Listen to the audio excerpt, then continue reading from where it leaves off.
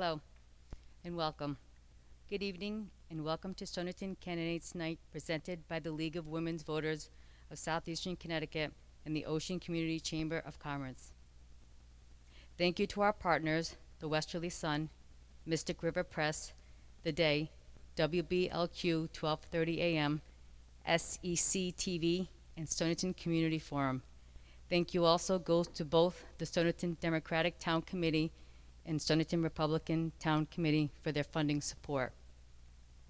My name is Maria Allen, and I'm the chairman of the board of the Ocean Community Chamber of Commerce. I am joined this evening by our president, Lisa Kanicki, and our director of membership and operations, Maria DiMaggio. Also in attendance is Irene Weiss, president of the League of Women's Voters of Southeastern Connecticut. Before we get underway, I'd like to ask all of those in the room to please silence their cell phones. Thank you. I am so proud to serve as chairman of the Ocean Community Chamber of Commerce, especially during this year of unprecedented challenge. There is so much opportunity to help, and this organization has proven that it is uniquely qualified to overcome the obstacles and lead, delivering incredible results. This Candidates Forum is just one of the many chamber programs that responds to a community need and reaches beyond the chamber's membership to serve the committee members in our regional footprint. The board of directors of the chamber are committed to providing residents with a valuable opportunity to gain insight into the individuals who will be serving as judge of probate and as legislators at the State House. The chamber is a non-partisan and never supports or opposes any political party or candidate. We'd like to thank all the candidates for making the decision to run for office. It demonstrates their commitment to the community and it shows courage. We are honored to have you here. We'd also like to thank the Dragonfly Equestrian Center at Dean Mills Farm and the Valenti family for hosting the event in this incredible new venue, the largest indoor event space in the town of Stonington. This is the first event to take place at the state-of-the-art horse boarding facility with 18 stalls and 200,000 square foot arena. It is also ideal for weddings and fundraising.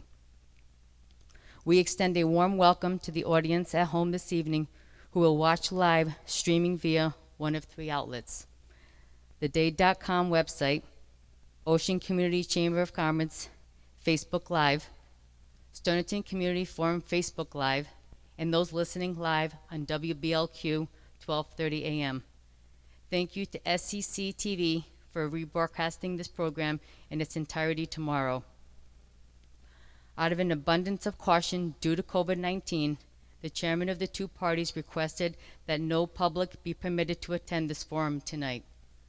The League and the Chamber agreed to that stipulation, and we sincerely apologize if it caused disappointment or inconvenience for any members of the public. The few that are in this facility have a direct role in the production of the event. Everyone present underwent COVID pre-screening, had temperature checks, and are required to wear masks and ample social distance. Candidates had a separate entrance, are seated 8 feet apart, and there is partition between them. As a reminder to those who are present, please refrain from reacting to any of the answers and hold your applause to the very end of each section. Thank you.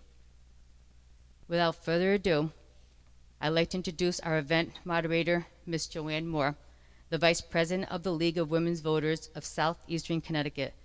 This league is a non-partisan political organization encouraging informed and active participation in government and influences public policy through education and advocacy. The League never supports or opposes any political party or candidate. They do study and take stands on issues of interest to citizens and work to influence public policy through education and advocacy. The League works to register voters, provide voters with election information through voter guides, as well as candidate forums and debates. Debate moderators are League members who do not live or vote in this electoral district. Thank you, Joanne, for volunteering your time in the planning of this event and tonight as a moderator.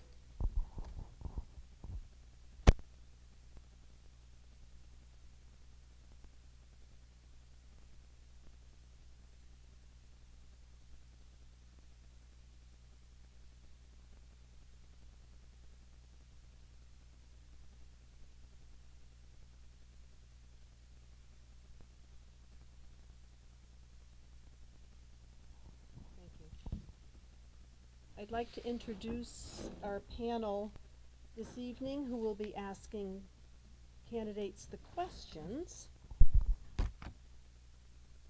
And there are two, one from the Westerly Sun.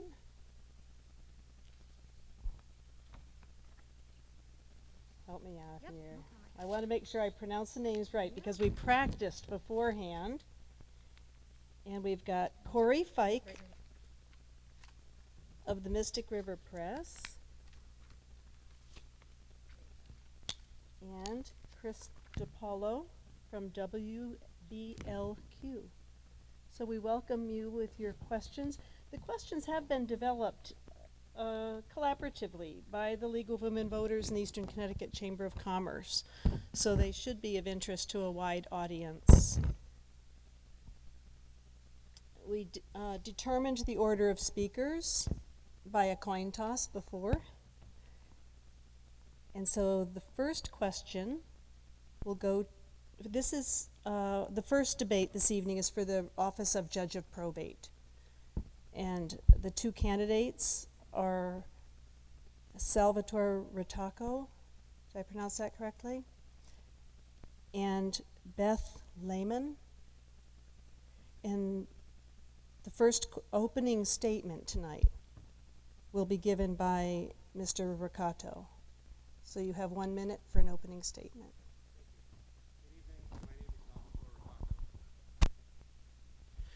Good evening. My name is Salvatore Ritacco, and I am the Republican-endorsed candidate for the special election. I'm effectively applying for this position through my campaign. I want to thank our host, the Valentes, the Ocean Community Chamber of Commerce, the Women League of Voters, and for all of you who have supported me since 2018. As a recap, I'm 40 years old. I was born in the Wesley Hospital. I attended the Stonington Public Schools. I grew up in Pawcatuck. I've lived in Stonington my whole life. And I've spent 8 years working at law firms. I went to Providence College, UConn Stores, and from there I spent about 8 years before, during, and after law school at various law firms. I established my office in 2008 in Pawcatuck, and I've remained in Pawcatuck for the past 12 years with my practice. Thank you. Thank you. I was remiss in not introducing, that was the feedback. In our timers, I'm sorry, I forgot to indicate to your right, you'll see a sign going up that says 30 seconds, 10 seconds, and stop. Okay. So, Ms. Ritacco, or Ms. Lehmann, you get 1 minute for your opening statement. Hi, again, I would like to thank everybody for putting this together, especially Lisa Knickie. I know she worked hard on this. And thanks to Rob and Deb Valenti for hosting and the League of Women Voters. So I'm Beth Ladwig Lehmann. I've been practicing law for 18 years. I have a law firm in Pawcatuck, Connecticut, and office also in Madison, Connecticut. I focus primarily on estate planning, estate settlement, and probate law, and I've been doing that for the last 12 years. I started out practice at larger law firms in Connecticut, where I did sort of a more rounded area of law where I would do just about anything they asked me to do, from litigation, family law, real estate, corporate law, and even some appellate work. So I'm honored to be here today. I'm honored to be the Democratic candidate for Judge of Probate, and I thank everyone for their support. Thank you. And we have 5 questions for you. The first one will go to Mr. Ritacco, and it reads, administration of estates, involuntary commitments, and guardianships of minors are some of the sensitive issues you would preside over. What experience and personal characteristics make you the most qualified person for this position? And you get 60 seconds for the first part of your answer, and then Ms. Lehmann will get 90 seconds, and then you'll get another 30. Okay. Thank you. So first and foremost, I think it's my background. Growing up in Pawcatuck and working with the residents over the past 12 years, I've been able to work in a number of different practice areas that I bring to the table. Specifically, I've worked on some very difficult estate cases with will contest cases, conservator cases where things have gone wrong. And what I see happening is people coming to me clients coming to me with cases that I can't effectively resolve, and my hands are tied. So what I'd like to do is get into the probate position to really help set up forums with local attorneys where we can get out there and we can show some of the perils of probate so people can effectively plan beforehand, and we can get rid of some of these tragic cases that come before us, and I really call them systemic tragedies. Really, with planning beforehand, we can have some sort of preventative maintenance to resolve some of these cases, and that's why I think I should be elected. Okay. Thank you. And now 90 seconds for Ms. Lehmann to answer the same question. The probate court profoundly impacts families' lives in Connecticut. And I have devoted my career and my law practice to helping families, children, and the elderly in probate and planning for probate. I think that it's important to understand that as an attorney, you're able to help your clients plan and make sure that their wishes are affected either when they become incapacitated, and through advanced planning documents, living wills, naming of a conservator, and also when they get to the decedent's estates aspect, to make sure that their affairs are handled the way they want it to be. As a lawyer, that's our job, to make sure that our clients' wishes are affected. As a probate judge, you're going to stand in front of parties when they're at a very difficult time. And I've been there helping my clients plan for these difficult times. I've advocated for them in these difficult times. I've practiced in over 26 of the probate courts, so I've seen what works and what doesn't work, and I believe that I can bring my experience to bear and my profound knowledge of the law and estate planning to help probate and to help the community understand probate and be better informed when they get to the probate court. Thank you, Ms. Lehmann. And Mr. Roccato, you have another 30 seconds to complete your answer. Rotako. Thank you. So what I bring to the table is really a different perspective. From a general practice standpoint, I look at cases a number of different ways. And what I've learned in the past 12 years is how to resolve cases, how to resolve hundreds of cases. And that's effectively what you need to do as a probate judge. And as a probate judge, that's what I would be looking to do each and every day, is to work with families to resolve some of the issues that they would have in their cases and to be there full time. Thank you. Thank you. Now the next question will go first to Ms. Lehmann, and you'll first have 60 seconds for the first part of your response. What do you feel is the most important role of a judge of probate?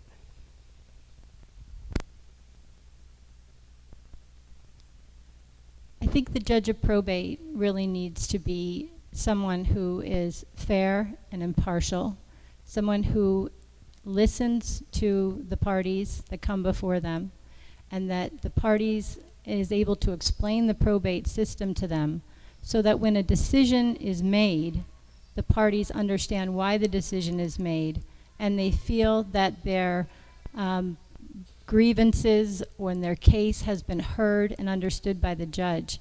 At that point, being a judge isn't just about deciding the case, but it's about teaching people about probate and about why the decision was made. Thank you. And Mr. Roccato, you get 30 seconds more for your response. I'm sorry, 90 seconds for yours. Thank you. So I do agree. You do need to have compassion. You do need to listen. You do need to be fair. But also simply knowing how to do estate planning and to help clients get to the probate court, I believe, is a little different. I believe that once you're there, what you need to do as a probate judge is to not only be there and have an open door policy and help make the court more efficient and to bring certain technologies to the court to help people better understand what they're doing in probate court, what they're planning for, and what some of the tragedies that they need to look out for, some of the perils.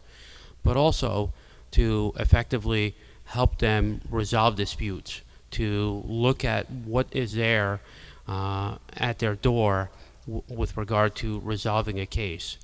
And a lot of times you need someone that will not only make the decision, but help them to make their own decision. And that's how you resolve cases. That is how you work to effectively help them make their own decision. And that's what I hope to do as probate judge. Thank you. Okay, so for the third question, let's get back on the way we were supposed to be doing it. I get 30, 30 seconds seconds to more, reply. and then I'm Yeah. going to turn the questions back over to you, gentlemen. I'm so sorry. That's okay. We changed things quite a bit tonight, so go ahead. Excellent.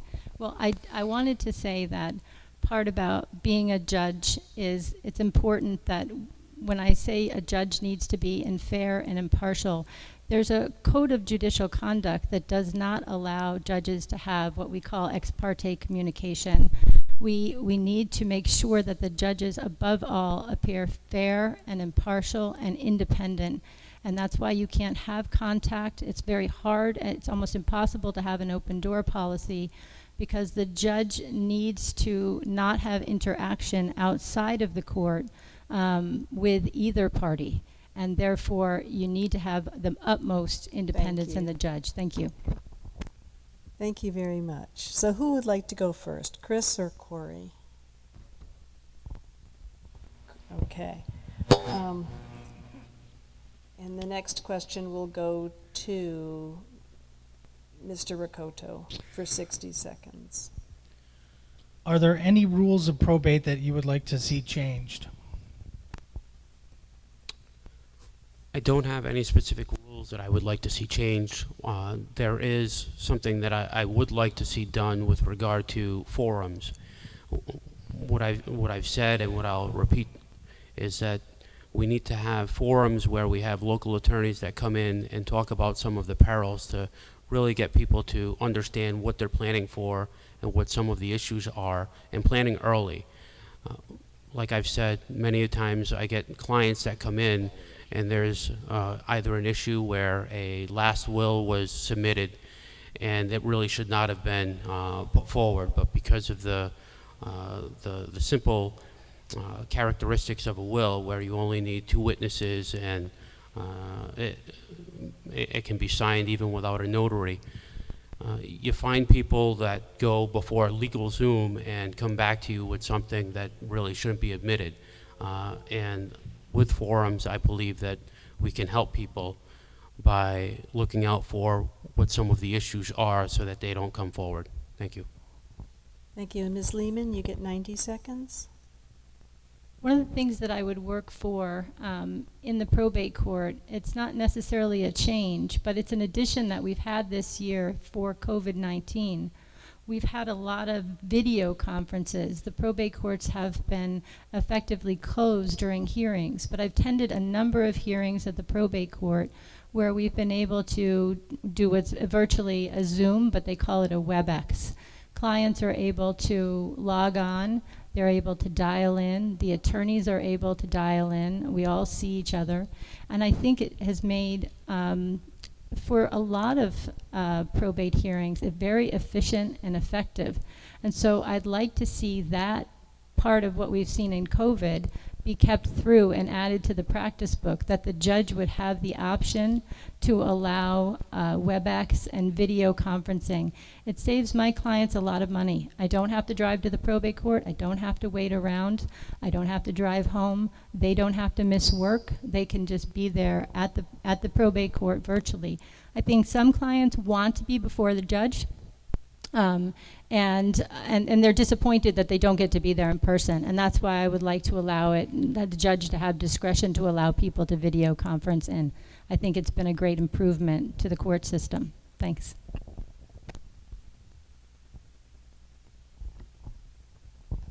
Thank you. And Mr.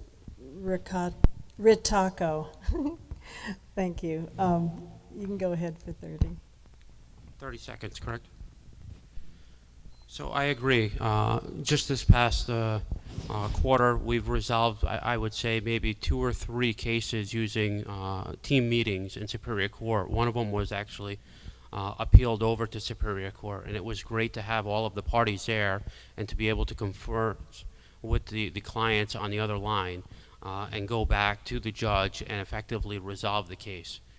I would like to see us add something else with Zoom videos and YouTube videos. Okay. I'm sorry, time's up. Thank you very much. And so the next question will come from Chris. And this will go to Ms. Lehmann for 60 seconds. Okay, Beth, what is your motivation to shift from private practice to judge of probate? I get that question a lot.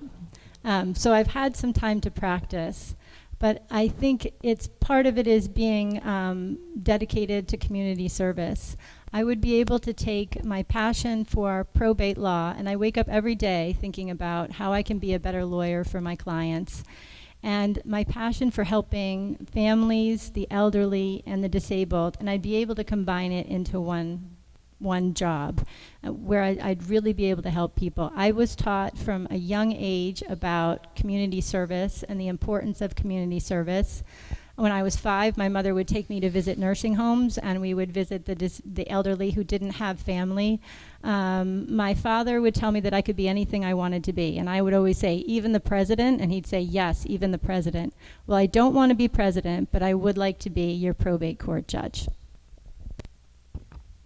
Thank you. And then Mr. Ritako, you get 90 seconds.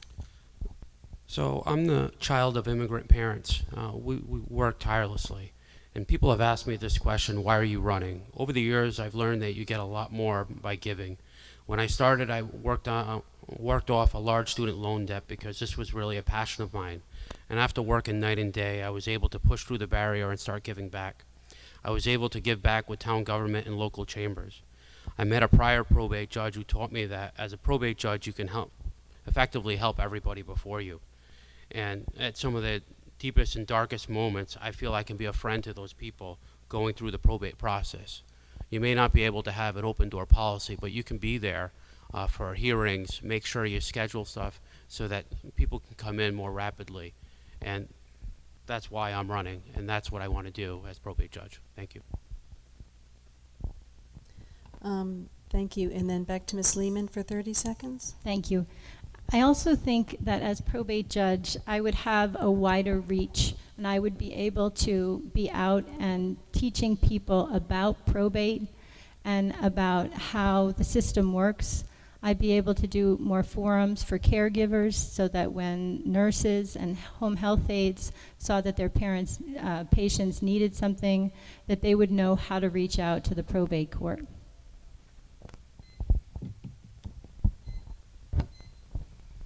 Thank you. And the next question will come from Corey, and it'll go to Mr. Ritako for 60 seconds. If you are elected, do you plan on continuing to represent clients at your private practice? So I've been asked this question, and back in 2018, I had made a promise that I would effectively serve as full-time counsel. I've been lucky enough over the past 12 years to work with a few seasoned attorneys as co-counsel over the years, and 3 of them would effectively be resuming most of my practice. So yes, I would be there full-time, and people would have my undivided attention at the probate court. It is a 4-year position, and you never know if you have opposition, so I'm going to keep my office going. But I would be there as much as needed, and effectively there to help the probate clerks that are there to make it efficient and ready for all the people that come through. Thank you. Thank you. And Ms. Lehmann, you get 90 seconds for the same question. Okay. So I'm not sure if Sal said he's going to continue practice or stopping private practice, but I'm sure he can clear that up. My understanding is all the probate judges I know in Connecticut do still maintain a private practice while focusing primarily on the probate court. And I'm very lucky that I have a law firm that has 5 attorneys. They can back me up when I need to be in probate court. I do still plan on having private practice. I have clients that I've represented for over a decade, and they rely on me. And I have talked to other probate court judges, and they are still able to handle focusing on the probate court, but also when they need to, stepping in to help and continue to help their clients. So I think it's a great job, because I do understand that because it's an elected position, most judges do continue to have some part of a private practice at the same time as being judge, and they're able to handle it, and I've talked to people about this. So I look forward to being the probate judge and being there and focusing on that, but also continuing the work that I love with the clients that I've grown to love as well. Just as a follow-up, how would you navigate ethics violations? We've talked about this as well. In my practice, I primarily have built up a practice in Madison, and I do have some cases in Pawcatuck and Stonington and Groton area, but my partners would not be able to practice in the probate court in Groton if we had any matters that came in, and we would refer those out to other competent attorneys in town. I could still practice non-litigation matters in other probate courts outside of the Southeastern Regional Court. Thank you. Thank you. And Mr. Ritako, let's give you 60 seconds so that you can also answer the ethics question. And you had 30 originally. We'll give you 60 so that you can answer both. Can you repeat the question, please? How would you safeguard yourself against any possible ethics violations if you kept seeing private clients as well as probate work? Well, my practice is primarily in general practice, but for the attorneys and the clients that I continuously work with, I would recuse myself. That's great. Thank you. you. Those are all the questions that we have. So you can make a closing statement. You each get 60 seconds. And Mr. Ritako, you'll go first with 60 seconds for your closing statement. Thank you for the opportunity to come before you. Thank you for the residents for taking the time to learn about me and the position, and for the many supporters, and especially for my better half, my wife, for enduring this passion of mine to be your judge of probate. If probate judge, I promise to put the same amount of time and attention into helping the office and to the residents resolve cases. It is my goal to use technology to help educate the public with what to do before the probate court, and more importantly, to work with attorneys in the district to showcase why to plan and what to plan against as a family. I promise to give you the time and attention you deserve. In 2018, like I said, I made a promise to serve full-time and to help the probate court and the existing staff as much as possible. I look forward to bringing 12 years of experience to the bench and dedication to the families of our community. I promise to be brief, so please visit my website to learn more, salforprobate.com, and thank you very much to all of you for giving me the opportunity. It's truly helping. Thanks. Thank you. And Ms. Lehmann, you get 60 seconds.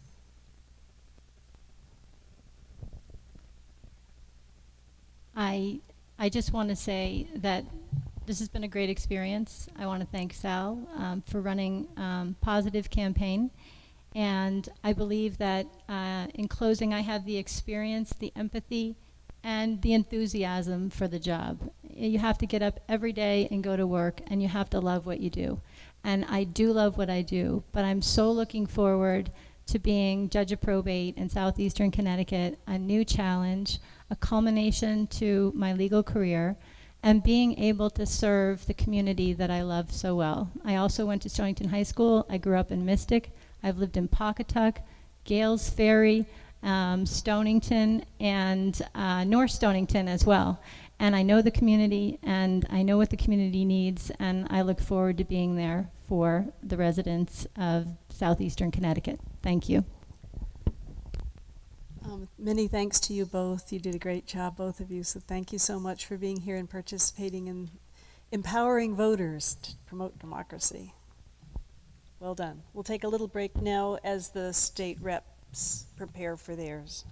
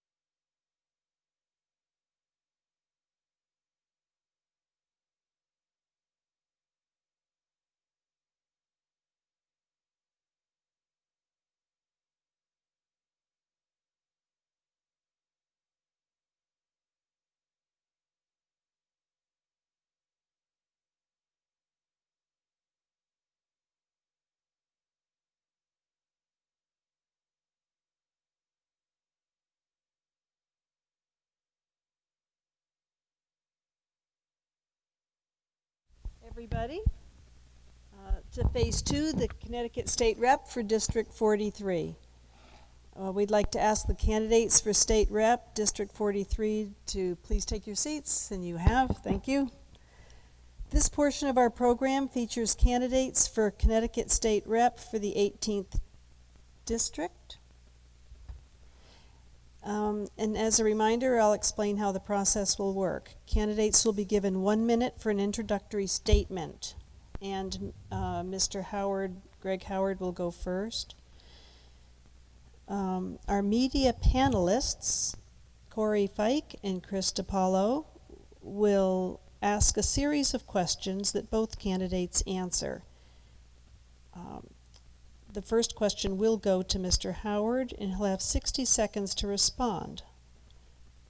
Ms. Rotella will have up to 90 seconds to respond to the same question, and then Mr. Howard will have another 30 seconds to wrap up his answer. We will alternate which candidate responds first for each question thereafter. Time limits will be strictly enforced. You can see your timers to your right. We don't interrupt other candidates. You'll see a 30 seconds left sign and then a 10 seconds left sign warning to the candidates at the appropriate times. When the red stop sign is held up, the candidate may finish their sentence only, not their entire thought on the matter. Please respect time limits. We don't want to interrupt you, but we will if necessary.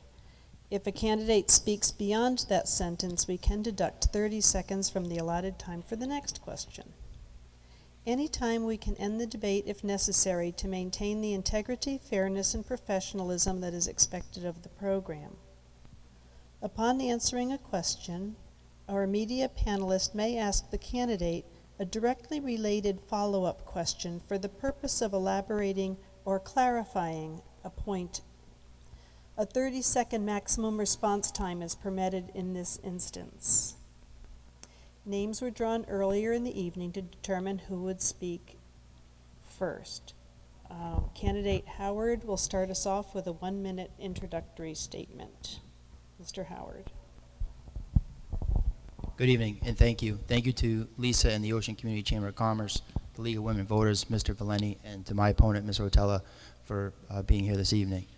My name is Greg Howard, and many of you know me from my 18 years of service as a Stonington police officer, where I currently serve as a detective, and I'm a certified instructor through the Connecticut Police Academy. You may also recognize me from my 25 years of service to this community as an EMT, where I currently hold a state certification as an EMS instructor as well.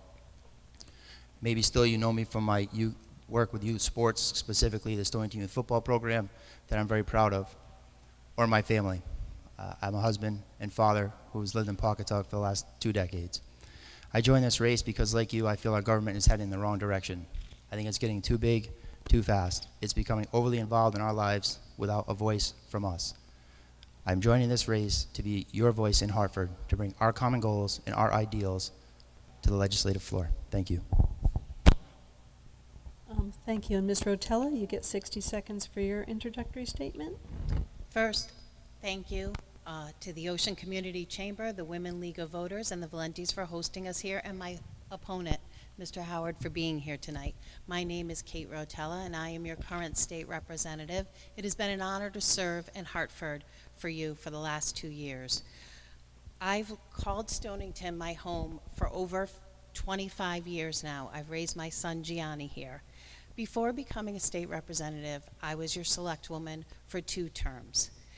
Currently, I work in education and municipal finance, doing sourcing, budgeting, and finance. As your rep, I've advocated for healthcare and education and funding to Stonington and North Stonington, and for projects that were important to us: the Pawcatuck Sidewalk Project, the Stonington Free Library, the reopening of the Welcome Center, and the completion of Boom Bridge Road.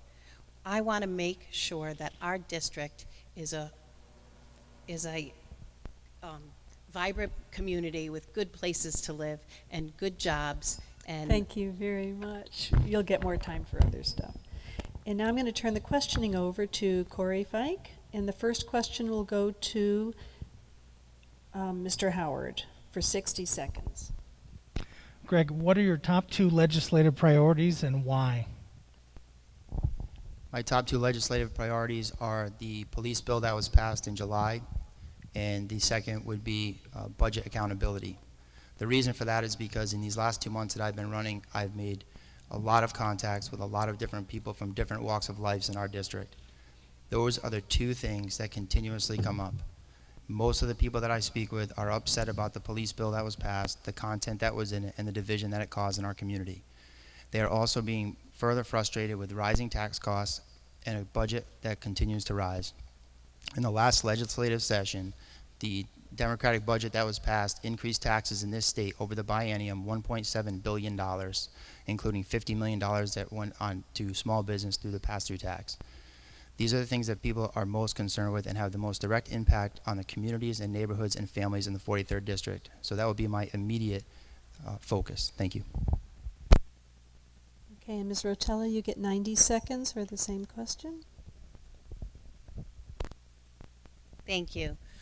So for me, my top two legislative priorities are making sure that Stonington and North Stonington has its fair funding, that our projects are heard up in Hartford. Additionally, further talking about healthcare, accessible healthcare for everyone, getting our prescription drugs, the cost of them under wraps, and additionally, I want to work on the sports betting and iGaming bill. I think those are really important for our district and for our states. Also, I'd like to work on improving our relationship with small businesses and how we support small businesses. Perhaps expanding our angel investor tax program and encouraging businesses to come into Connecticut and grow. Thank you. And Mr. Howard, you get 30 seconds more. Thank you. With the extra time, I'll go into, if I may, the third thing. When I talk to small business owners and when I spoke with members of the NFIB by whom I'm endorsed, I hear consistently that the rising cost of healthcare for their employees is the main focus of businesses as far as what's costing them. The second thing is regulation. Connecticut ranks very high in regulatory oversight of businesses, and they all say the same thing. It's not so much the regulation that hurts them, but the time and money spent on sifting through it to decide how to be compliant. Thank you. Thank you. And Chris DiPaolo, the second question will come from you to Ms. Rotella. 60 seconds. Okay, Kate. On July 31st, Governor Ned Lamont signed a new police accountability law that requires all departments to provide body cameras for their officers and dashboard cameras, bans chokeholds in most instances, makes it so that officers' disciplinary records are subject to Freedom of Information Act requests, and makes it so that officers, rather than town municipalities, can be held financially liable in civil suits when an officer is found liable in a court of law for acting in a willful, wanton, and malicious fashion. So, what aspects of this new law do you support, and which do you oppose, and why? You got all that? Sure. Okay. Sure, that was a lot. So first and foremost, let me just explain the way that you explain that bill. I'd like to talk about the fact that this bill does not make officers personally liable. The town bears the burden of covering the costs as if an officer goes to court. If an officer goes to court and is convicted of knowingly, willful, and wanton actions egregiously violating somebody's constitutional rights, then a municipality may decide that they would seek some form of reimbursement from the officer that was convicted. Okay, so additionally, it has great funding in it for body cams, dashboard cams, as you talked about, certifications, training, mental health wellness checks. Additionally, I see the stop is up. So. Mr. Howard, you get 90 seconds. Thank you. Regarding qualified immunity, which is mostly spoke about, the fact of the matter is that There are varying legal opinions on how that's going to be interpreted. It is worth noting that in the bill they established a task force to look into several items, and one of those items, and I believe it's around line 450 in the bill, actually tasks that task force with looking into the feasibility of requiring officers to maintain their own personal liability insurance as a condition of employment. So it's not logical to deduce that the legislature didn't, when they passed the bill, recognize that there would be liability on the officers and a cost, because you cannot get personal liability insurance for free. So it is worth noting that there's a concern about the liability. That same task force that was created by the legislature in this bill has numerous mandated personnel on it, none of whom are a street-level police officer. It does, however, include a justice-impacted person, which loosely translated is a criminal. But we're looking into police accountability and transparency. We did not give a street-level police officer a seat at that table. The bill does do good things. The body cams and dash cams are great for police accountability and transparency. I welcome police accountability and transparency. Most of the police officers do. My record is very good in this town. My reputation is good. The police officers were not given a seat at the table, but the people of 43rd District now can give a police officer a seat at that table. Thank you.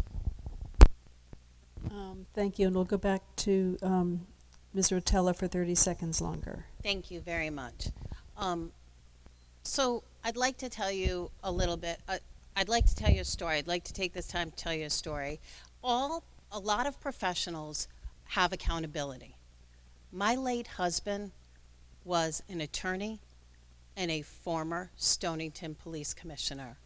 And I have to tell you that I know that he would have been proud of my vote for this accountability bill. Additionally, I am ready to hear what the task force comes back, listen to their findings, and work through those things. Thank you very much. And Corey, the next one is from you to Mr. Howard for 60 seconds. Greg, if our region experiences a spike in COVID-19 cases, what kind of measures would you support to get the outbreak under control, and what would you oppose? Well, one thing that I definitely support is listening to medical professionals. This notion that Facebook users, et cetera, have more information just has to stop. But I wrote a letter to the governor, and I CC'd the representative on it back in May.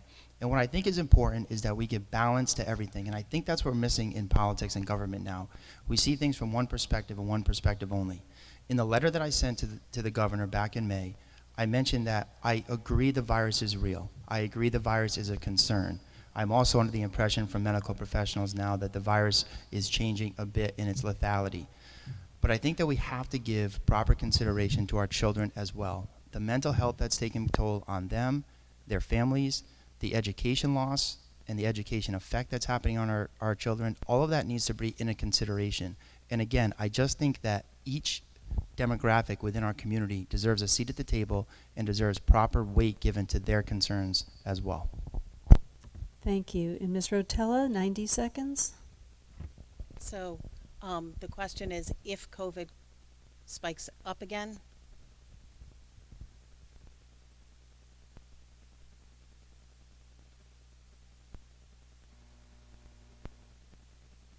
I can hear you. Okay, there we go.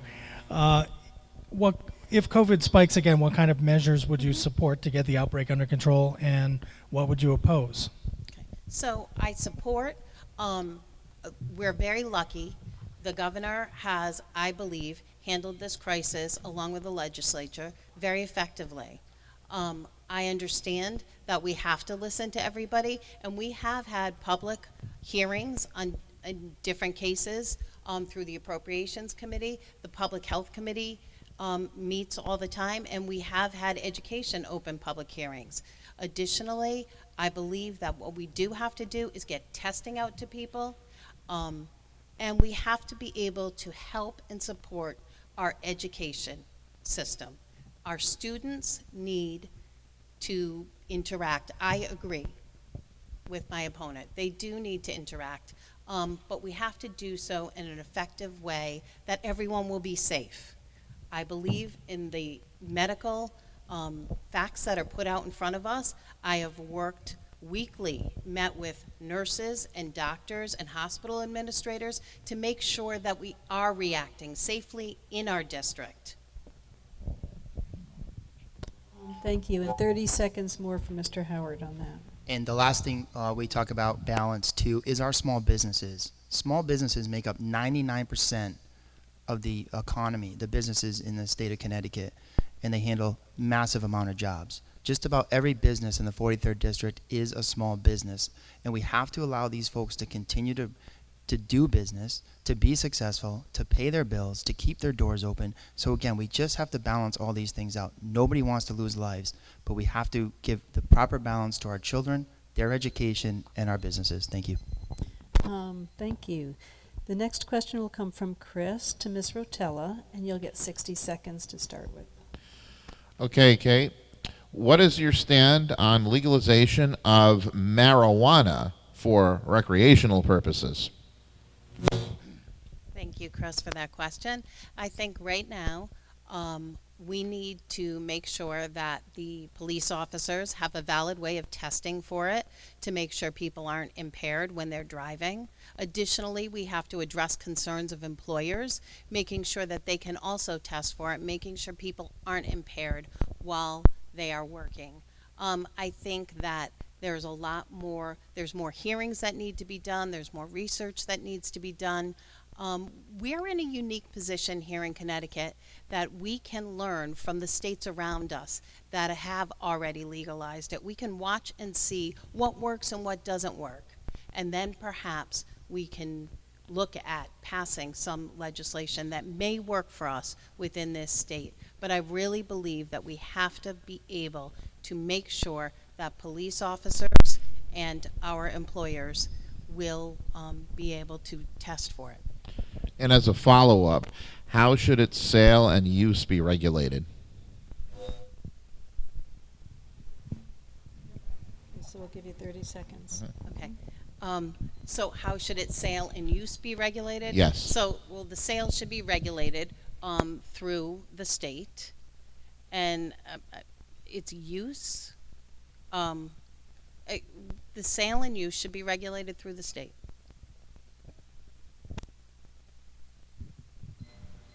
There you go. Okay, thank you. And Mr. Howard, you get 90 seconds on recreational marijuana. Thank you.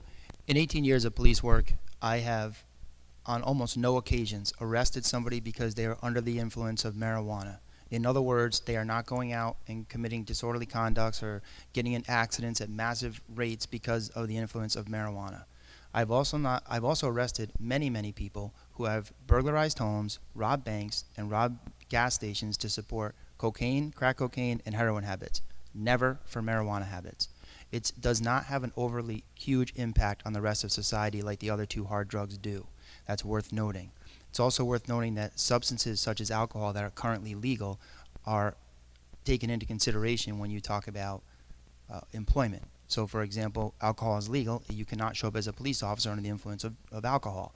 We have defense budgets and defense contractors in our area, and they can have their own regulations to put on their employees that they cannot be under the influence and have random testing for marijuana. The one thing that is important is that drug cartels, both domestic and foreign, are not under control. They, illicit as they may be, are a business nonetheless, and they work on the same premise of supply and demand. It's no big shocker, and it's not a coincidence that when we started to decriminalize marijuana in this country, heroin became more available because drug cartels were switching their product like any business owner would because the demand for marijuana was going down. Then we had a heroin epidemic. So if we sell marijuana and tax it, that tax money has got to be put into interdiction so those other hard drugs don't end up in our neighborhoods. Thank you. And would you like another 30 seconds on that topic, Ms. Rotella? Sure. Okay. In looking at any legislation, we would absolutely, in any legislation that was discussed, absolutely has money that has to go into it to go back into the community to go against drug abuse and programs that will help people. Can I have the Thank you. 30-second follow-up? Yeah, the follow-up on sales and use? 30 seconds? Thank you. So As far as regulating the sale and use, that's exactly what has to happen. The trouble is the way that Hartford is set up right now, and you don't have to look anywhere past the Special Transportation Fund to know my concern with legalizing marijuana right now is not so much the effect that it's going to have on the public because it's in our streets often. The big concern that I have is that when we decriminalize it, you're going to see the hard drugs come back and the state's going to take that money and use it for something else to fix holes in the budget or political promises, and we're going to have a hard drug problem. That's my concern. Thank you. Thank you. Is there one more question from Corey? One for each of you. Okay, so Corey, this will go to Mr. Howard first for 60 seconds. Greg, what are the ways that legislators can best lead an economic rebound in the state? Well, I've said for a long time that in order to bring a budget into balance, you have two choices. You can make more money or spend less. That's the only way to do it. It's just basic arithmetic. For the last 50 years, the state of Connecticut has continuously looked at the budget and only seen one way to make it better: tax more. Because the only way that the government can increase revenue is to take it from you. The government cannot give to anybody what they don't first take from somebody else. So I bring that up because the first thing that needs to happen is we have to take a hard look at the budget and have some accountability to find if we're getting the best bang for our buck or if we're spending money unnecessarily, and we have to find ways to cut it back. Because we cannot put surcharges and increase taxes on business when they're trying to recover. That's another thing I hear from all my small businesses. Yes, I'm doing fine now, but I am very concerned about what's going to happen in a post-pandemic world when the state of Connecticut goes back to these high tax burdens, these high regulatory burdens, and starts exporting people out of the state of Connecticut at a massive rate once again. So I think that that's what needs to happen. We need to focus on our business. Thank you. And Mr. Teller, you get 90 seconds for that question. So I would say one of the things we have to do is we have to increase our small businesses in the state, and that we have to do that through supporting them in programs, supporting them in what they're doing. Additionally, we also have to make sure that they have the workforce that they need. So we need to make sure that we are training our students, whether that be through technical high schools or training programs after high school or affordable college. We were able to pass free community college, and that's really important. We want to make Connecticut a place where our children want to grow up, go to school, learn, get educated, and stay here. Perhaps open a business here, become part of the economy here. We need to also streamline processes within the state of Connecticut. We learned a lot through COVID about getting our processes up to date. We all know that the unemployment department was behind, and so streamlining some of the processes through DMV and other agencies will also help in helping out the budget. And we have to take a hard look at our budget. I'm committed on the Appropriations Committee to looking at every line item one at a time. Thank you. Mr. Howard, you get another 30 seconds on that. We passed free community college, but we've yet to determine how we're going to pay for that. And the budget over the biennium has increased over 5%. So we do need to take a hard look at the budget, and the representative is right. We have to focus on small business, and I will give the governor credit. When we opened business, he rolled back regulations in something so simple as allowing bar owners to open and serve in their parking lots to increase the amount of people they can have. And those innovative ideas of rolling back massive regulation is a very quick and easy, cost-effective way to help our businesses rebound. Thank you. Thank you. And the last question will come from Chris, and it'll go to Ms. Rotello for 60 seconds. Okay, Kate. How should Connecticut address the extreme income disparity of its citizens? So I think it's really important that we address the income disparity amongst our citizens. We have to do that through training people, through getting them qualified to work in different places. One of the things was the community college, the free community college, which will be funded through some of our federal dollars. So it actually will not cost the state that much money. This is an important program so that people can have access, so that they can better get a better education and better jobs. Additionally, make sure that we're funding the programs where they can go and be trained to work as qualified electricians or HVAC or steam fitters, sheet metal workers. We have those programs up and running, and we need to continue to fund those. That is really important. We need to empower the workers. We also need to look at opening our job centers and making them more accessible for people. Thank you. And Mr. Howard, 90 seconds? So there's going to be an income disparagement in this state as long as there's an income disparagement in the country. People have different jobs and are going to make different money. But let me say this to you.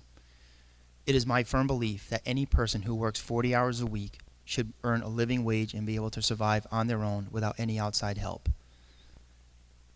That is one thing. The second thing that I hear from a lot of business owners, and I'm glad that the representative brought up the contractors such as electricians, they say the same thing over and over and over again. I can't get enough help. So when I talk about budget accountability, I'm not saying that we need to slash programs. What I'm saying is that we need to get bang for our buck. So if we're investing money in tourism because we're getting $14 back in taxes for every dollar that we spend on media push for tourism, that's smart money. What else is smart money is taking a workforce development program in this state, like they did in Rhode Island in cooperation with the Electric Boat and General Dynamics over in Quonset, and create a workforce program that they can develop new hires in not just the Department of Defense, but in varying different fields. What that will do is it'll allow people to make more money, but it also is beneficial for the state. It's smart money because these folks are now going to work. Income tax is a percentage, so the more money that we can get folks to make by training them and investing in our workforce, the more money that they're going to pay in income tax and the less that they're going to need to depend on us. So while I think taxes should stay low, it is worth noting that we need more people working. Thank you. Thank you, Mr. Howard. And Ms. Rotella, you get 30 seconds Yep. more on that? So one of the things we did do in the legislature 2 years ago was we passed $15 an hour minimum wage, which will reach $15 an hour in 2023. Additionally, we do have workforce training programs and pipeline placement programs and that we have funded and started in this state, and we will continue to fund those. Thank you very much for answering all those hard questions. And now we have closing statements from each of you, which will be 1 minute long. And we start with... I think we're going to do the speed round. Speed round. Yes or no's? Okay, yes or no? We have some yes or no's, some more complicated than others. I'll ask the first one just in the spirit of collegiality. So I guess we'll go left to right. These are yes or no questions. 43 states and the District of Columbia allow early voting. Will you support a permanent amendment to Connecticut's Constitution to allow for early voting? Yes. Yes. Okay. This next one is multi-part. Should Connecticut increase revenue to repair roads and highways by imposing a highway toll? Not a yes or no question. You guys can have the full time to answer those questions. It doesn't have to be quick. Is that what you're saying, Lisa? Okay. Connecticut raise revenue, but raise tolls. Yes. We have to come up with a comprehensive. We have to come up with a comprehensive plan to address our aging infrastructure, and what that plan will be. I want to make sure it has the least financial impact on the district, on the taxpayers of Connecticut.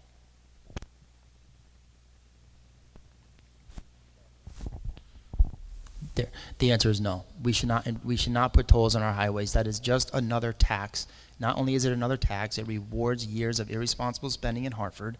And I think of my friend Larry, who is a union pipe fitter, who would have to pass on his daily drive to work 9 tolls. And depending on which one of Governor Lamont's plans you look at, that could cost him somewhere in the vicinity of about $9 a day to and from work, which is about $45 a week or about $180 a month. And that is why I will not support tolls. All right, this question continues. Back over to Kate. Should a highway toll apply to both in-state and out-of-state vehicles? Yes or no? If we put tolls up, a toll would have to apply to both in-state and out-of-state, but the rates could be different. Well, again, I would not advocate for tolls at all, but the representative is correct. If we did put tolls on, they would apply to trucks, cars, in-state, out-of-state, and that's already been heard partly of that in court in Rhode Island. And the final part to this question, should it be imposed on commercial vehicles only, Kate?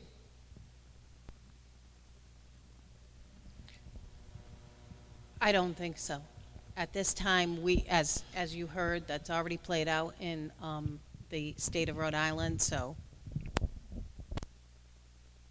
Correct. So the answer is no, you can't do that. And what they also saw in Rhode Island was that you had an abundance of people taking now back roads. So you're flushing traffic back into communities where kids are playing. You're beating up town roads. The tolls are a bad idea. We can find ways to do this without doing that. Next question. Should the bottle deposit in Connecticut be raised to 10 cents a bottle?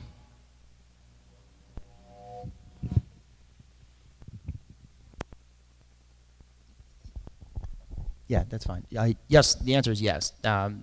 It should be. It's been 5 cents since I was a kid. For goodness sakes, it's time that we increase that, because people are incentivized by money, and if we can incentivize people to continue to recycle, I say this all the time. We didn't inherit this earth from our parents. We're borrowing it from our children. So we have to be focused on recycling. We have to be focused on the environment. And while you didn't bring it up, I will also say that nip bottles ought to have the same deposit. If you walk down the road, matter of fact, if you walk from downtown Pawcatuck to the casino on Route 2, the only thing that you'll find that outnumbers the amount of nip bottles on the side of the road is the red and white signs with the name of the person that you've known and trusted for a very long time. But it would behoove us to add nips to that, because that is a huge littering problem in our area. So I agree. I believe that the bottle deposit should be raised. It hasn't been raised since, I believe it was the 70s. And I also believe that nip bottles should have a bottle deposit on them. And I believe that this will help with our recycling efforts throughout the state and throughout the globe. This is what we need to do. Okay, next one, another multi-part question. Protests are on the rise. The First Amendment to the Constitution states that there shall be no law abridging the freedom of speech or the right of the people to peacefully assemble and to petition the government for a redress of grievances. Well, given this right, but also given the costs to towns' taxpayers for police presence and a tense environment created for business customers, what are your thoughts on protests? We'll start with that. Let's start with Mr. Howard for 60 seconds on that. When I took my oath to be a police officer, I swore to uphold the Constitution of the United States, the Constitution of the state of Connecticut, and the laws here. Second only to human life, the rights of citizens is of paramount concern to me, and it always will be. The First Amendment right was put first, and for good reason. The people of this country, or this state, in this specific to this race, have to have the opportunity to peacefully assemble. I made that very clear in my actions and my reputation, and I don't think that there should be laws that infringe upon our rights, whether it's the First Amendment, the Second, the Third, all the way down to the 10. The frameworkers of our country put those 10 rights in there as the Bill of Rights, because those are the things that are most important to them, and they withstood the test of time. We're in a troubling time right now. We're in a very tense moments in our society, but we need to have unity. And in order for people to have unity, their voices have to be heard, and protests are the way to do that. Thank you. And Ms. Rotella. I believe that people absolutely should have the right to peacefully protest. Okay, on to the next part. Do you think they are effective, yes or no?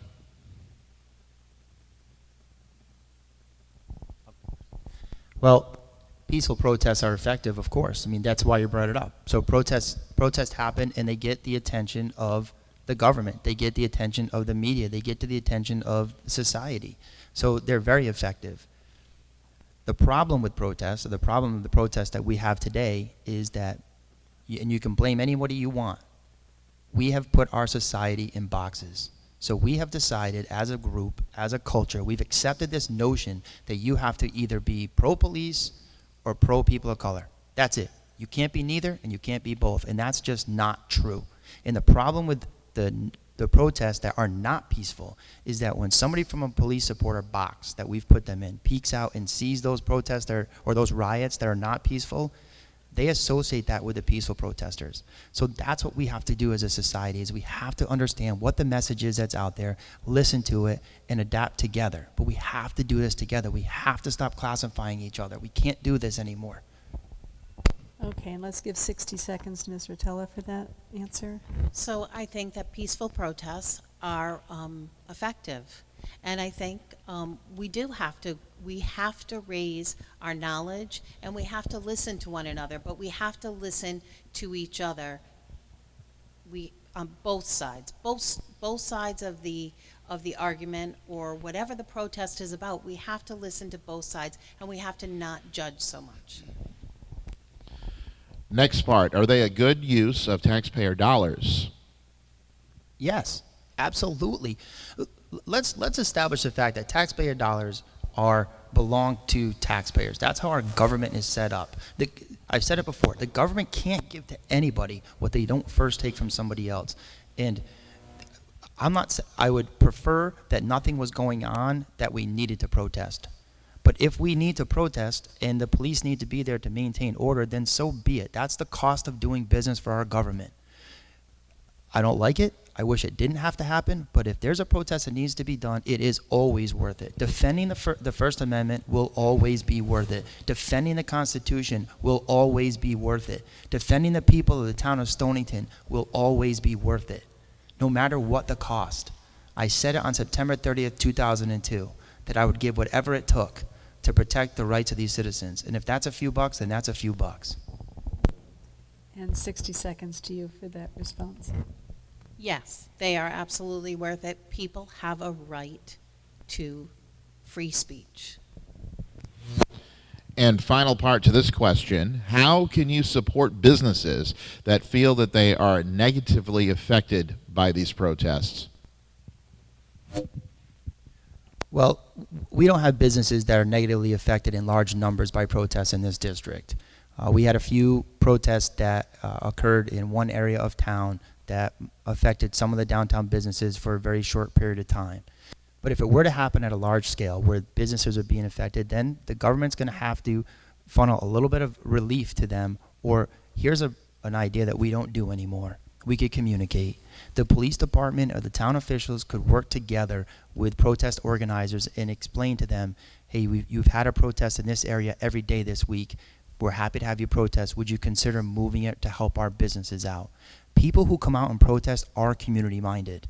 They're not out there for looking to destroy businesses. They're not out there, at least in our area, looking to destroy businesses, looking to shut businesses down, looking to shut down an economy. They want to be heard. If they're peacefully protesting, they should be allowed to peacefully protest, and we should work together with government officials to get them moved around so that we're not inherently hurting businesses day after day. Thank you. In 60 seconds.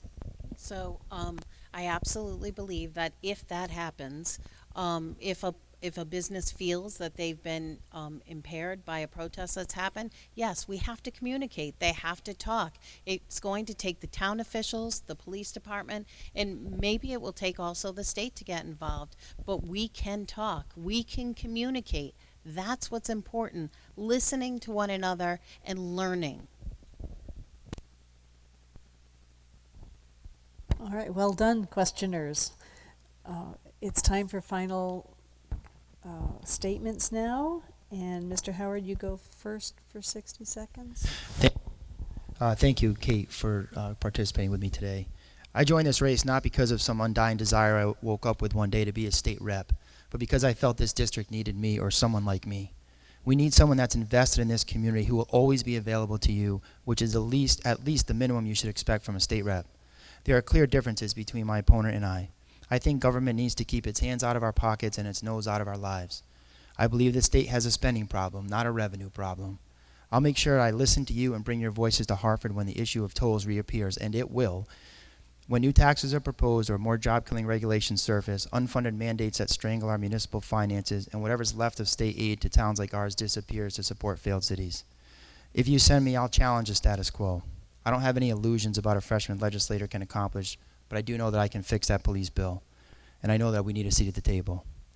I also know that the driving force behind my decisions will not be special interests or a political party, but rather the input from the people in my district, who I have always represented without any undue outside influence. Thank you.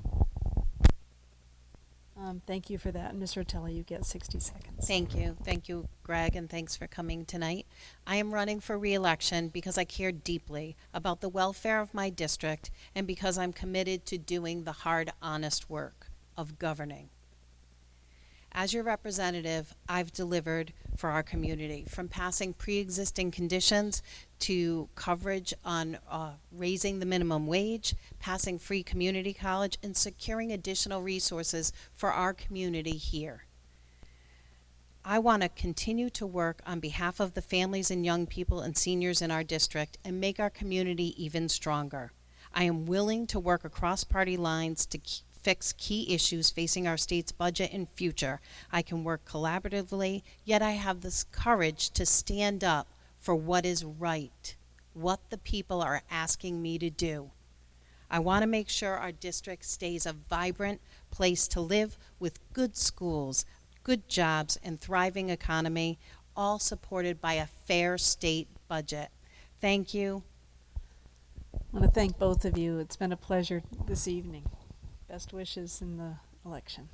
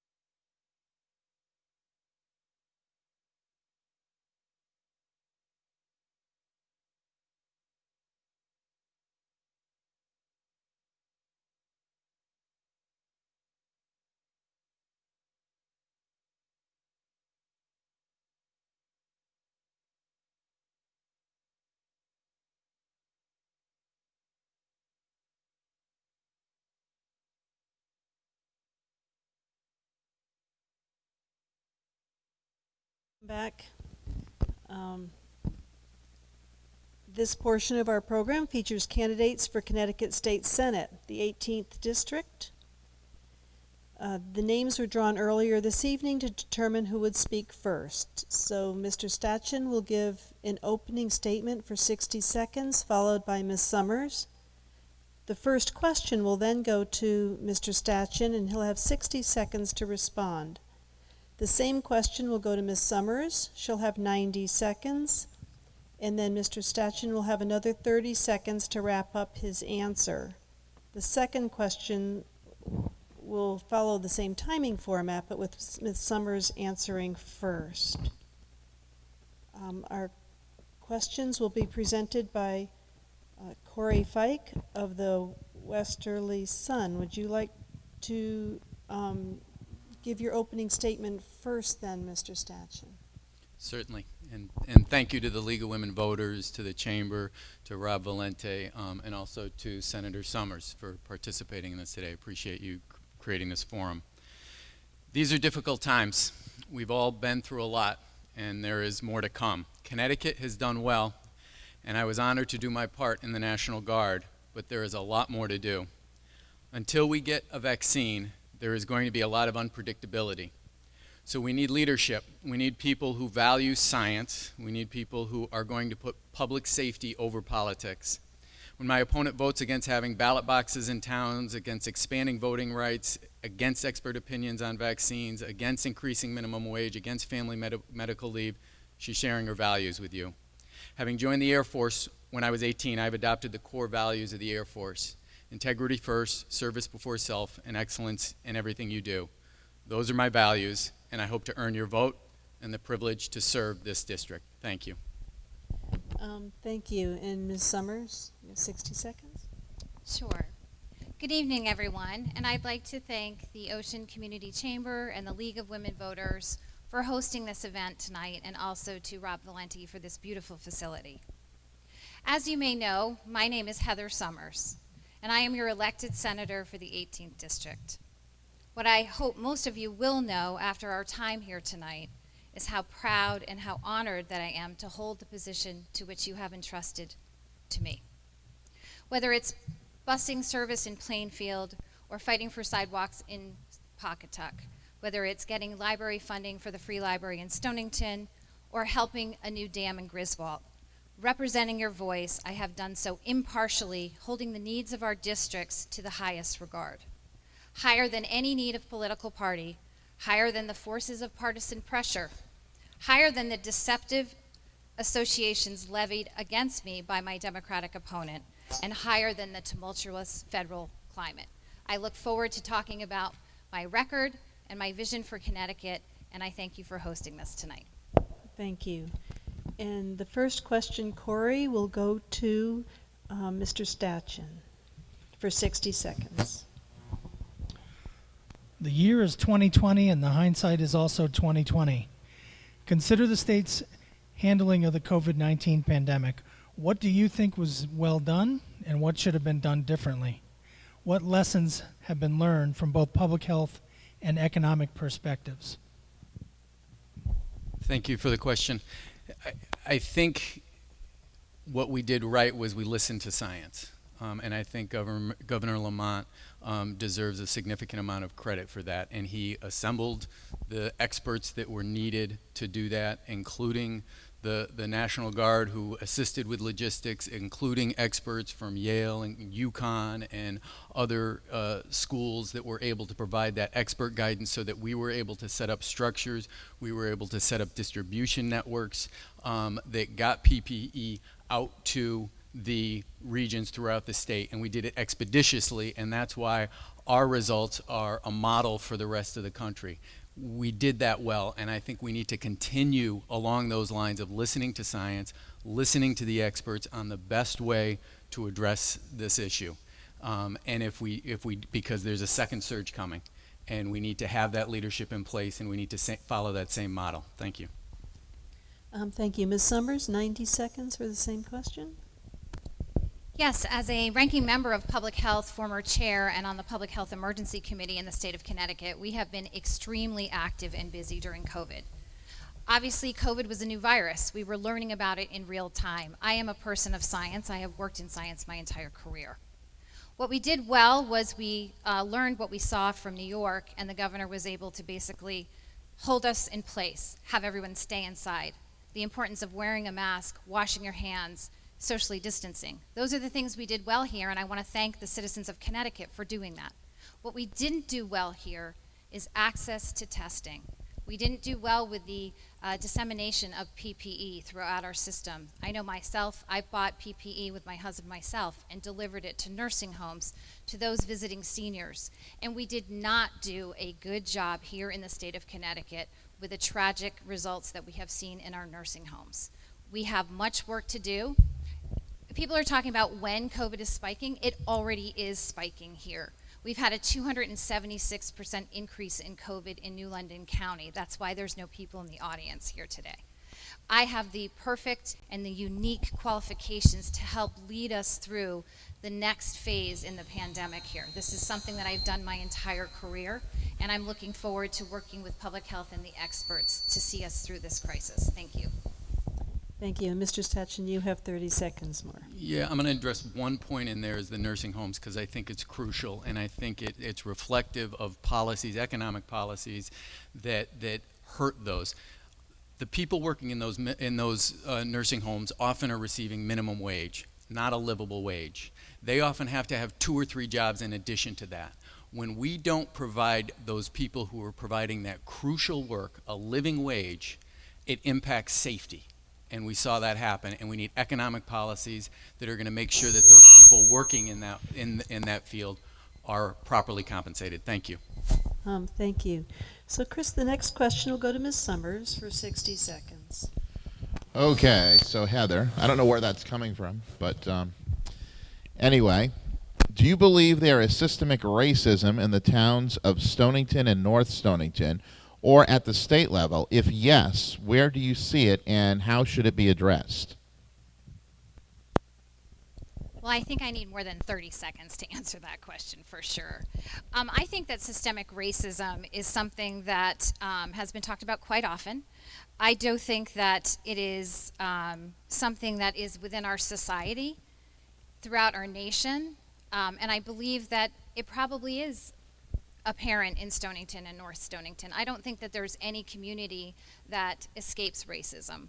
I think that racism is something that is ingrained in our culture, in our society, and that the only way that we can really address it is through education and being able to discuss how we feel, what we feel, without fear of using the wrong words. Through education and understanding, that's the only way that we will be able to overcome what we see as racism. And one of the things that I have been really discouraged in seeing within what we've seen in our communities is the name calling and the labeling of individuals. If we continue that, we will never fix the racism that we all have experienced in our lives. Thank you. And Mr. Stachin, you have 90 seconds for that? Yes, I do believe there's systemic racism both in our region, in our state, and in our country. And I believe the Black Lives Matter movement is bringing to the forefront the important issues about race in our country. And this is an opportunity to create real change that lifts everyone up and moves our state forward together. Connecticut should lead the country in establishing policies that help alleviate these historical barriers, such as more equitable education, housing, and transportation systems. I would champion policies of inclusion that appreciate the value of diversity, not just for moral reasons, but also for economic reasons. I do believe that public policies that provide opportunity for advancement to more people ultimately improves the economic performance of our society. And these are the type of policies that we need to work on. We need to address them. We need to accept what our history is. We need to examine that. We need to teach it in the schools, and there have been programs set up and legislation passed that facilitates from that perspective and doing that. And again, I think those type of innovative programs that does that. We need to look at housing. We need to look at a history of segregated housing. Connecticut's one of the most segregated states in the country. So we got work to do, but we have the opportunity and we can excel and we can move forward. Thank you. Thank you. And Ms. Summers, 30 seconds longer? Yes, you know, while I will agree with some of the points that my opponent has made, we've done a lot here in the state of Connecticut to help alleviate the racism that some people feel. We have tried to provide opportunities through a new apprenticeship program that I had introduced as a bill this year to give opportunities to those who are coming from a more socioeconomically challenged area, and to provide a level playing field for individuals who feel that they don't have the same opportunities as others here in the state of Connecticut. So we're starting, we have work to do, but together that we can do it, but we have to be able to have conversations with each other that are difficult and uncomfortable. Thank you. Thank you. Corey, the next question goes to Mr. Stachin for 60 seconds. Okay. What do you see as the state's role in reacting to climate change? What legislation would you introduce or support to address the negative impacts of climate change? And what economic opportunities do you see in the crisis? Sure, and thank you for the question. The first step is making sure that we have leadership, and we fortunately have it in this state that recognizes that climate change is real. And that is something that I think the Republican Party across the country and in this state has trouble accepting. So the first step is recognizing there is a problem. And once we do that, we need to recognize that there are things that we can do within this state. I have a solar system on my house that was financed through the Green Bank. That's $1. Every dollar that goes into that is a return of $7 into the economy. Those type of programs, that program is creating both economic growth in addition to reducing greenhouse emissions. Those are the sort of programs that we need to make sure that we are encouraging as much as possible. Thank you. And Ms. Summers, you have 90 seconds. Can you repeat the question? I'm sorry. Sure. The details of the question. I know, the little chewy. What do you see as the state's role in reacting to climate change? What legislation would you introduce or support to address the negative impacts of climate change? And what economic opportunities do you see in the crisis? Thank you for that question. For those of you who are interested, I believe that climate change is real, and I am a person of science. When my opponent talks about the Republican Party on the national level, we're talking about state issues here. I'm his opponent. I believe in climate change. I have been awarded or endorsed by the Connecticut League of Conservation Voters for my work on the environment. We have passed legislation here in the state of Connecticut that helps us move off of fossil fuels, so we will be hopefully a completely electric-based fuel user in the state of Connecticut within the next 20 years. That's a hard thing to do. We passed one of the largest energy bills, SB 9 and SB 7, that have to do with wind. That is something that Connecticut is pursuing. I've managed to get myself on the Environmental Standards Committee for wind to make sure, as we're entering into a new phase for energy, we are not wreaking havoc on the undersea life that has to do with wind farms, as we have never built a wind farm anywhere in the world as large as the one as Connecticut is moving forward with. I have also introduced legislation to help improve recycling with anaerobic digestion, which has a way to create energy by getting rid of food waste. There are things that we can do. I think it's very important that we teach our children, although climate change is already being taught in school, about the effects that we have on our environment. Okay, thank you. And Mr. Stachin, you get 30 seconds. One of the benefits of being an incumbent, and one of the reasons why 90% of the time incumbents win elections, is because they're able to somewhat join on to bills and activities that the other party has established. But I think it's important to recognize that my opponent votes 98% of the time with her party, and therefore while she may try to distance herself from the National Party for these reasons, I think we need to look carefully to see whether that's happening. Thank you. Thank you. And Chris, the next question's for Ms. Summers, 60 seconds. Okay, state aid to our community has been decreased in recent years. What is your plan to recapture that aid for your district, and what budget items do you feel need to be addressed the most, Heather? Well, first of all, I'd like to follow up to what my opponent had said last time concerning tagging on to new bills.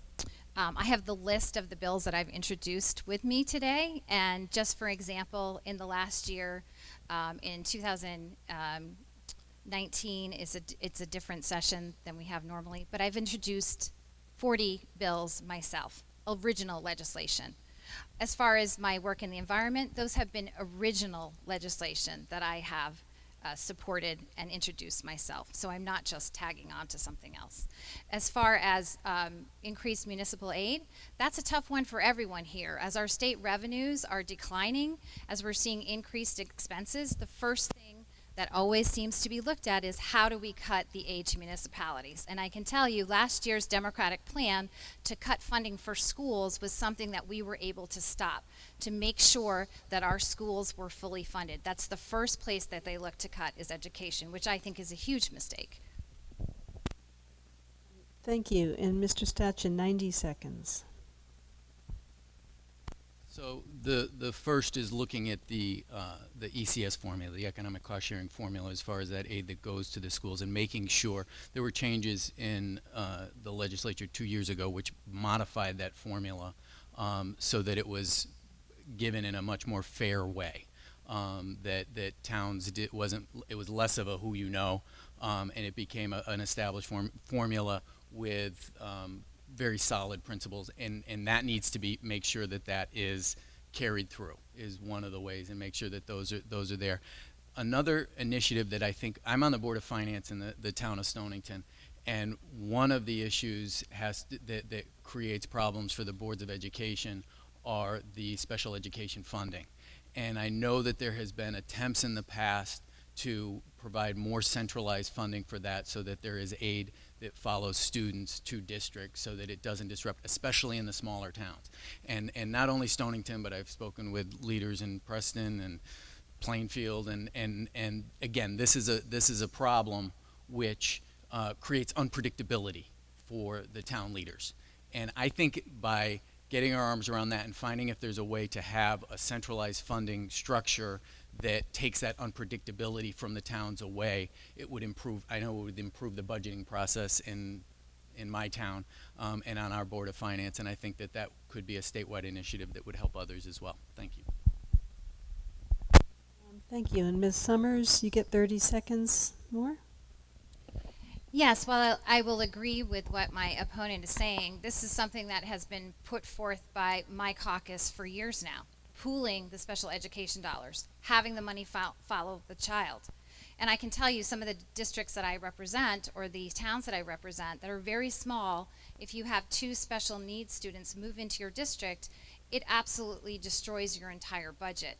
That is something that we've been advocating along with the modified formula that we were able to create. We were able to phase it in over time so towns weren't caught off guard. And those have been rejected by the Democrat majority. Thank you. And one more question will be from Corey to Mr. Stachin for 60 seconds. How will you help make the criminal justice system more equitable when dealing with minorities? Again, thank you for that question, and that it is reflective of the police accountability bill, and I think that there were a lot of initiatives within that that provided for that. We've already talked this evening about the dash cams, and I've spoken with police chiefs, I've spoken with law enforcement professionals in various places, and they all agree.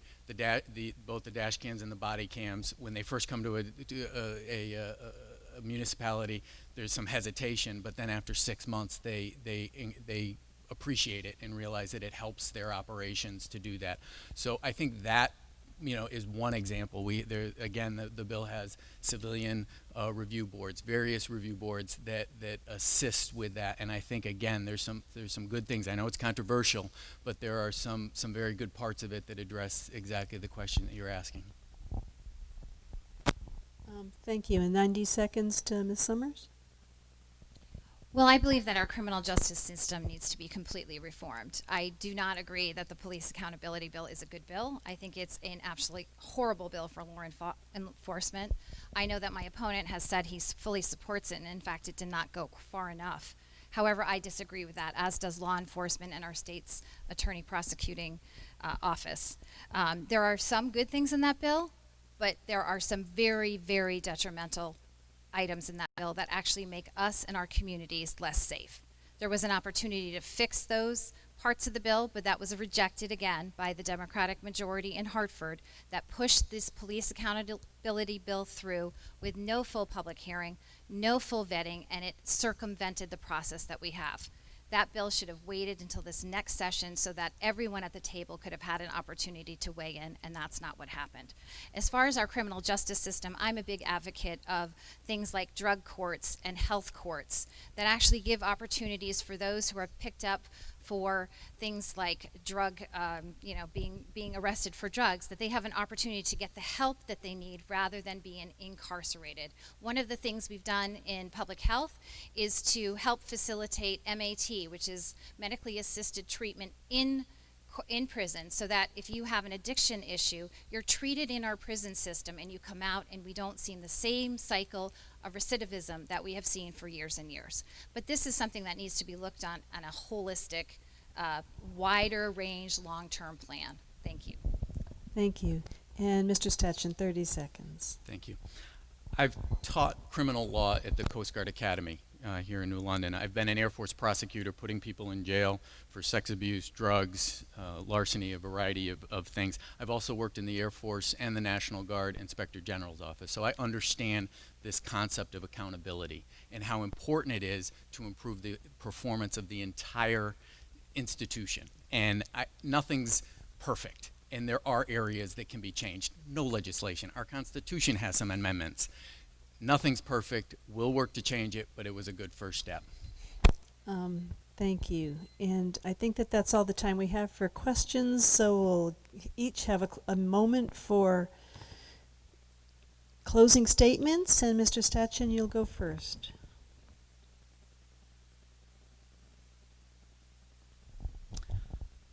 I'm running because these are difficult times, and I think I can help. In the middle of a pandemic, we need leadership that puts people over politics. I'm not a partisan person by nature. Both my parents were Republicans. But Republicans have lost their moral compass. They vote against working people getting a living wage, vote against family medical leave, are trying to destroy the Affordable Care Act in the middle of a pandemic. These are not Connecticut values. I look forward to a Republican Party of Eisenhower coming back to the table for good faith collaboration. Until then, we need to elect every Democrat possible. I believe my lifetime of military service and legal training puts me in a good position to advocate strongly and effectively for the people of Eastern Connecticut. I hope I can earn your support and the honor of serving this district. Thank you. Thank you. And then 60 seconds, Ms. Summers. Yes, it has been an honor and a privilege to be able to represent you as your state senator in Hartford. And I have done so impartially with the most bipartisan voting record in the Senate. I've always been willing to listen to the people and have taken your voices to Hartford, at many times at odds with the party that I'm enrolled in. I heard my opponent talk about morality and his morals. Well, I will just would like to say for the record that I thought that servicemen were gentlemen and officers. But what we have seen, contrary to what he has said as far as being nonpartisan, on his entire Facebook page, his entire campaign has been based on negative attacks and innuendos from when it first began. Baseless and factless. And in fact, one of the most egregious things that I have seen as of late is him photoshopping my picture And I don't have to tell any woman that the idea of weaponizing my image is so egregious that Okay, it's exactly what women have had to deal with in the business and political community for years. Okay, I that's- stand on principles in my heart, and I will that's- not yeah, that's sacrifice time- the that's sanctity of time, my Heather. party I'm sorry. for I want to thank you both for deception, your evening. and I do not promote his This hate. was I hope to have a your pleasure support to meet and you your both, vote this November. And I Thank wish you both good luck in your election.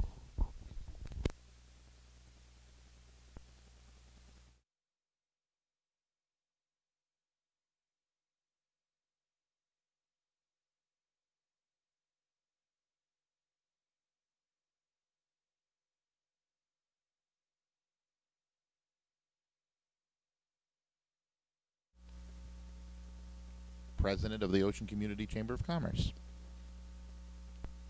I should say chairperson of the board.